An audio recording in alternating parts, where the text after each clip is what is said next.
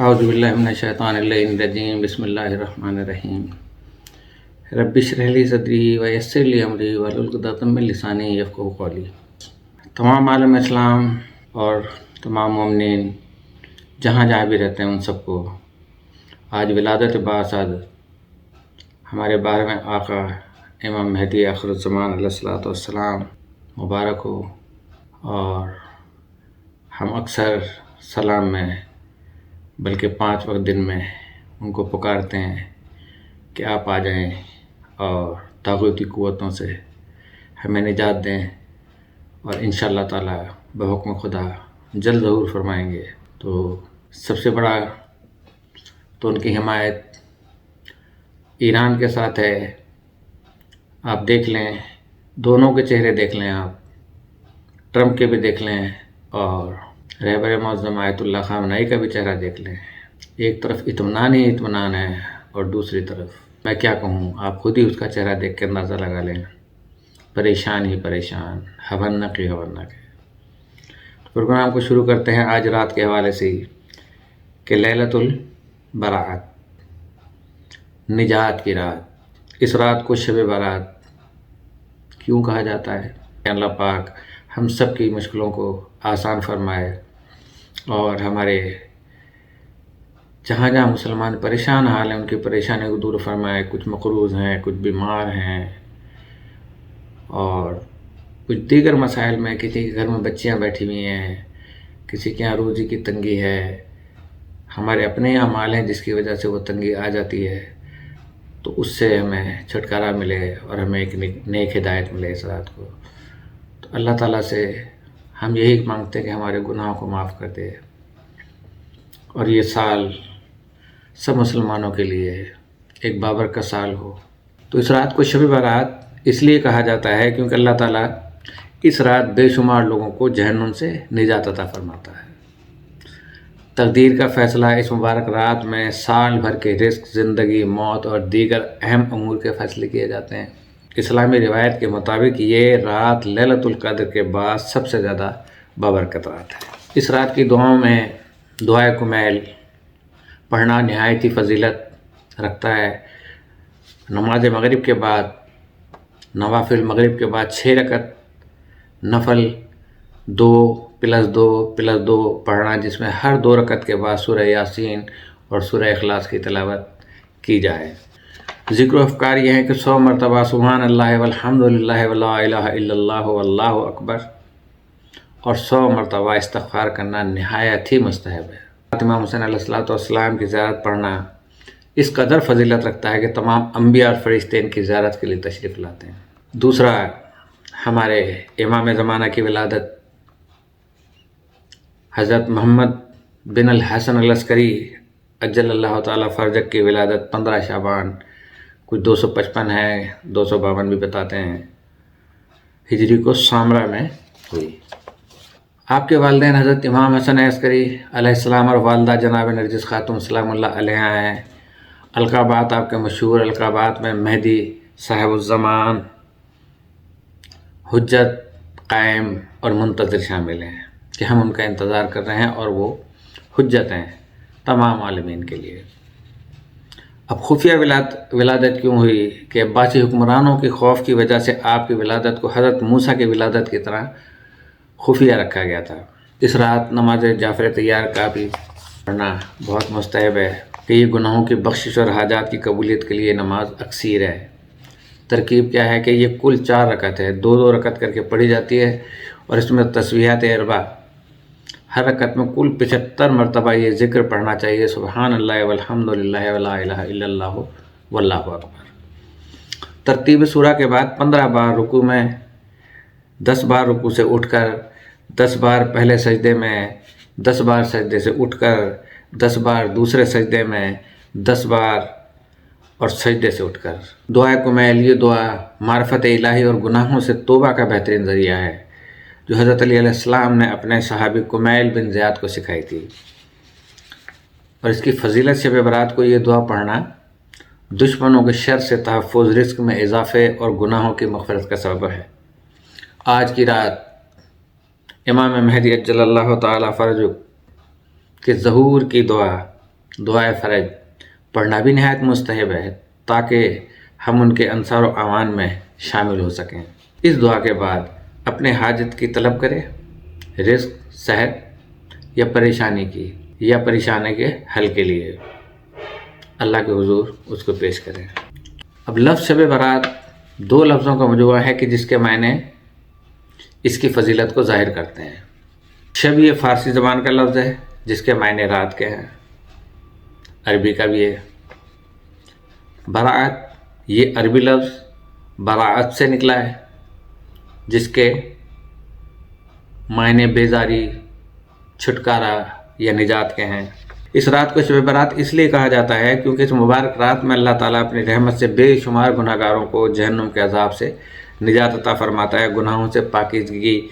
یہ توبہ اور مغفرت کی رات ہے جس میں سچی توبہ کرنے والوں کو ان کے گناہوں کے بوجھ سے آزاد کر دیا جاتا ہے۔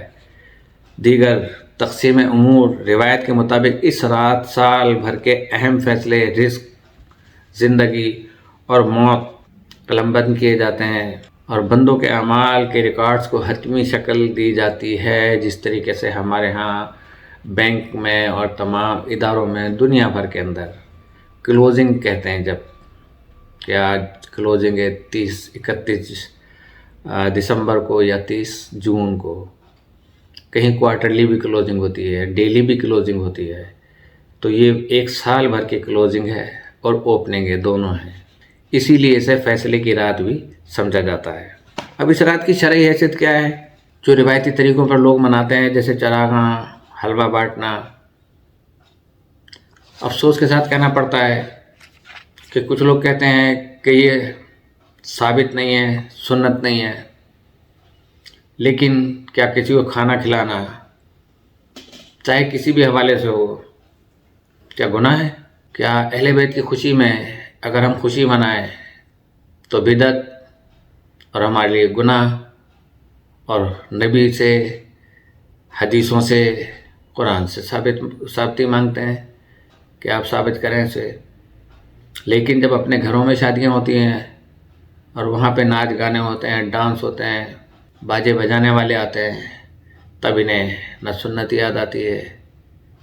لیکن جہاں لوگوں کو کھانا کھلانے کے لیے یا خوشیاں منانے کے لیے دینی اور شرعی طریقے سے اس پہ اعتراض کرتے ہیں۔ ویسے روزے تو ہر سال رکھ سکتے ہیں، نفل بھی، مستحب بھی۔ جس دن منع کیا گیا ہے اہل بیت نے کہ نہ رکھیں 10 محرم کا، تو اس دن کہتے ہیں سنت رکھو، اور 15 شعبان کے روزے کے لیے کہتے ہیں کہ ثابت نہیں ہے، جبکہ یہ ثابت ہے۔ تو شب برات کے روایتی طریقوں جیسے چراغاں، پٹاخے، حلوہ وغیرہ کی شرعی اور سماجی حیثیت، کھانا پکانا یا میٹھا بانٹنا بذات خود ایک اچھا عمل ہے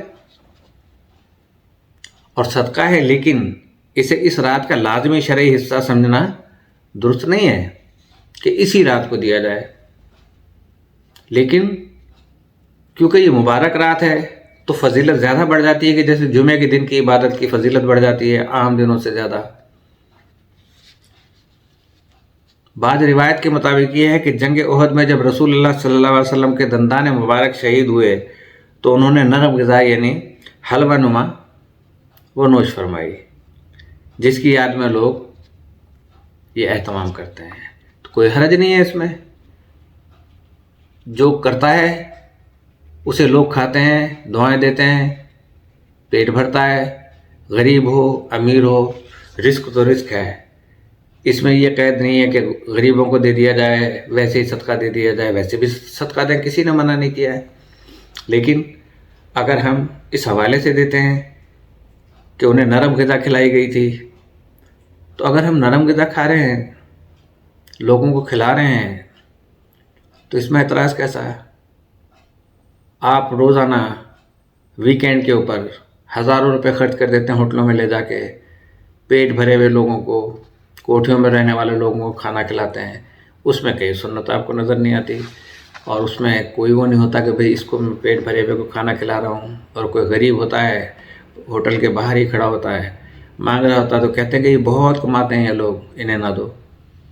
اور جس کے پاس ارب پتی ہے، جو کھرب پتی ہے، کروڑ پتی ہے، جس کو کھانا کھلا کے لا رہے ہو، اس کے بارے میں نہیں کہہ رہا کہ اتنا امیر آدمی تھا، اس کو میں نے کھانا کیوں کھلا دیا؟ اس کو بھی نہیں کھلانا چاہیے۔ لیکن جہاں اللہ کی رضا کے لیے کوئی غریب بیچارہ مانگ رہا ہے، رزق مانگ رہا ہے، کھانا مانگ رہا ہے، وہ تو اللہ تعالیٰ نے اس کے نصیب میں رکھا ہے۔ اگر تیرے بد نصیبی ہے تیری کہ اگر تو نہیں اس کو کھانا کھلا رہا ہے، یہ کہہ کے کہ بہت سارا کما لیتا ہے، سارا دن میں پتہ نہیں کتنے لوگوں سے لے جاتا ہے، تو تم آفسوں میں اور اپنے بزنس آفیسز کے اندر جو ہے وہ کتنے کروڑوں روپے کما رہے ہو، اربوں روپے کما رہے ہو، ٹیکس بچا رہے ہو، سب کچھ کر رہے ہو، یہ کہاں سے پھر آپ لوگوں کے لیے جائز ہو گیا؟ اپنے ایک پروموشن کے لیے لابنگ کرتے ہو، بڑے بڑے ہوٹلوں میں ان کو کھانا کھلاتے ہو باسز کو، پھر جب پروموشن مل جاتا ہے تو پھر مٹھائیاں بانٹتے ہو۔ یہ کیا چیز ہے؟ خوشی میں مٹھائی بانٹ رہے ہو، وہاں پہ آپ کے لیے جائز ہے، یہاں پہ ناجائز ہے۔ یہ کیوں دو رخی مسلمانوں کی کب ختم ہو گئی؟ ہمیں اس چیز سے باہر نکلنا چاہیے۔ جہاں کھانے کی چیز کسی بھی حوالے سے ہو، اللہ کے بندوں کے منہ میں جا رہی ہے، اسے دے دو۔ یہ قرض حسنہ ہے، آپ کو اس کا 70 گنا ملے گا انشاءاللہ تعالیٰ، دنیا میں بھی ملے گا، آخرت میں بھی ملے گا۔ اب گھروں اور مسجدوں میں روشنی کرنا خوشی کا اظہار ہے، خاص طور پر امام مہدی عجل اللہ تعالیٰ فرج کی ولادت کی مناسبت سے۔ آپ کے یہاں بچہ پیدا ہو جائے، پوری کوٹھی سجا دو گے۔ بیٹے کا عقیقہ ہو رہا ہے، پوری کوٹھی سجی ہوئی ہے۔ بیٹے کی شادی ہو رہی ہے، پورا گھر ایسا سجا ہوا ہے کہ لوگ دور دور سے دیکھنے کے لیے آ رہے ہیں۔ عید الاضحیٰ کے موقع پہ جانور لاتے ہیں تو اس کو اتنا سجاتے ہیں اور اتنی روشنیوں میں رکھتے ہیں کہ لوگ دیکھنے کے لیے دور دور سے آتے ہیں کہ بھئی اتنا ہیوی جانور لے کر آئیں۔ وہ جائز ہے، یہ ناجائز ہے، فیصلہ آپ لوگوں کے ہاتھ میں ہے۔ لیکن اسراف سے بچنا ہے، روشنی کرنا جائز ہے، بشرط یہ کہ فضول خرچی اسراف کے زمرے میں نہ آئے، ایک حد تک کرے بندہ، اور پھر خوشی کی کوئی قیمت نہیں ہوتی ہے۔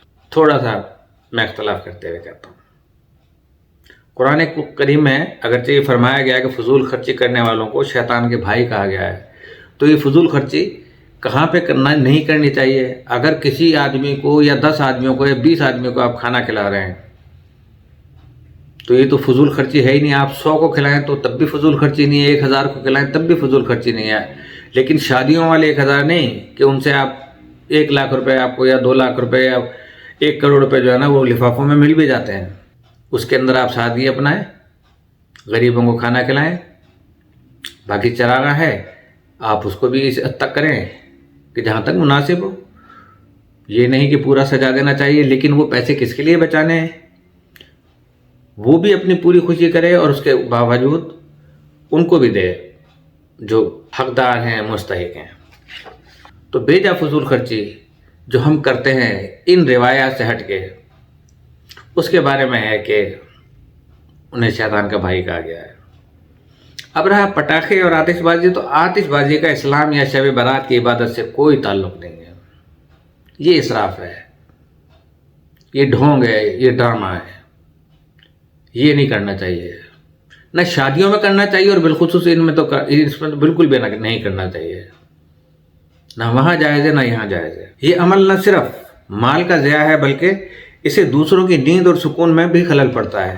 اب ہمارے مسلمان اتنے بڑھ چکے ہیں، ہر ایک کا ایک اپنا مذہب ہے، ہر ایک کا اپنا دین ہے، ہر ایک کا اپنا فرقہ ہے۔ شریعت محمدی تو پتہ نہیں کہاں چھپ گئی ہے، قبروں پہ نہیں جانا چاہیے، لیکن رسول اللہ صلی اللہ علیہ وسلم کو اس رات جنت البقیع تشریف لے جانا ثابت ہے، اسی لیے مسلمانوں کے لیے اپنے پیاروں کی قبروں پر جا کر فاتحہ خوانی کرنا سنت ہے۔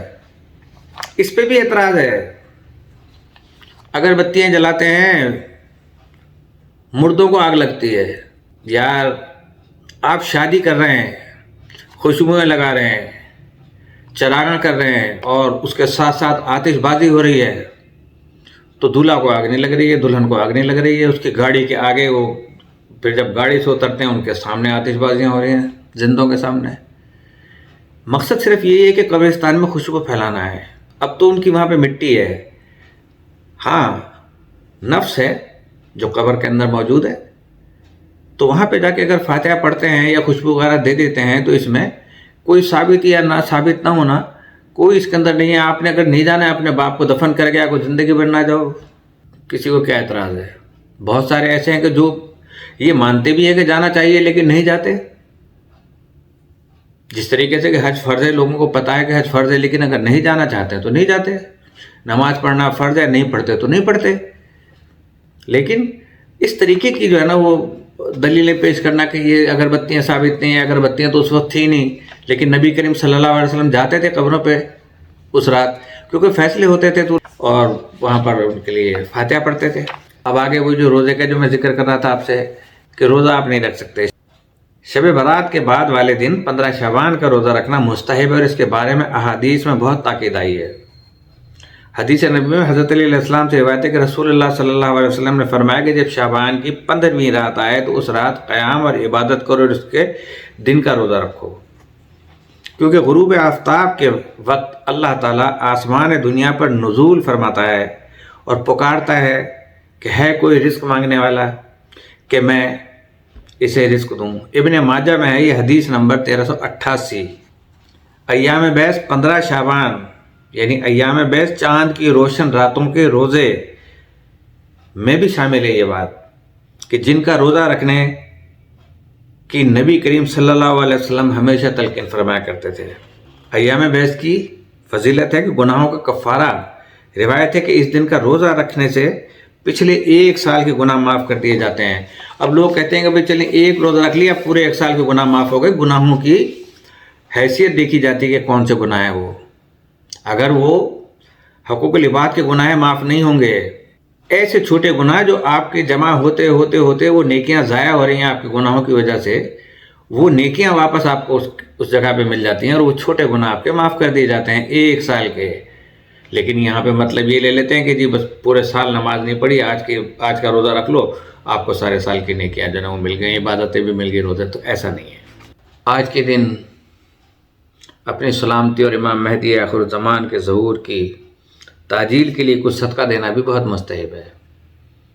جو صدقہ ہو سکے امام علیہ الصلوۃ والسلام کے لیے بھی دیں، اپنے مرحوم والدین کے نام پہ صدقہ دیں، اپنے زندہ لوگوں کے لیے صدقہ دیں، جو آپ کے بچے ہیں آپ کی پریشانیاں ختم ہونے کے لیے صدقہ دیں.